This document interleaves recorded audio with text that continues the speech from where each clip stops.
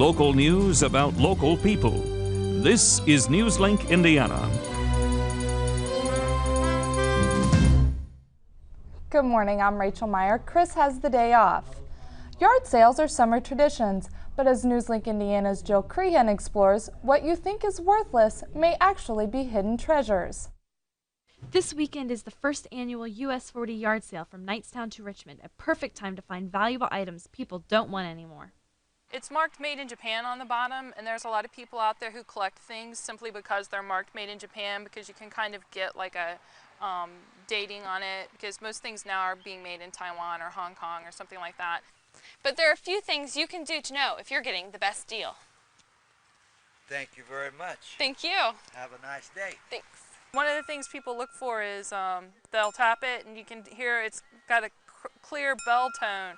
That means it's like a lead crystal, which mainly means that it's a nicer piece of glass than it would be if it didn't. While most things only have value to the purchaser, some items can be resold to collectors. A lot of times tool dealers are going to look for names like King Cutter or Winchester or something like that. So if you were a dealer or a collector looking for tools, that's what you'd kind of be looking for. Proving once again that one man's trash is truly another man's treasure.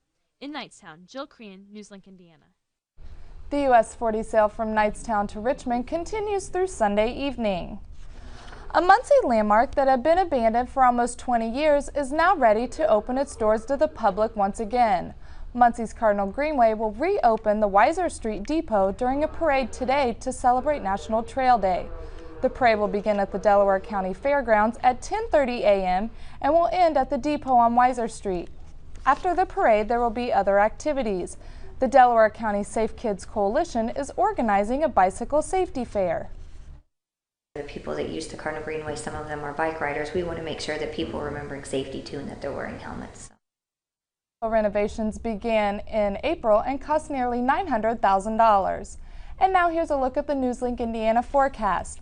The weekend will get off to a dry start, but watch out for wet weather creeping in.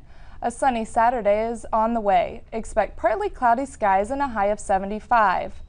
Tonight we'll have mostly clear skies and it'll be a bit warmer than last night. The low will be 58. And you can see the rainy change in the 5-day forecast. A chance of showers and thunderstorms arrives Sunday and lasts through the next several days. And that's Newslink Indiana. Join us at 6:27 Monday night for more news and get local news about local people 24 hours a day at newslinkindiana.com.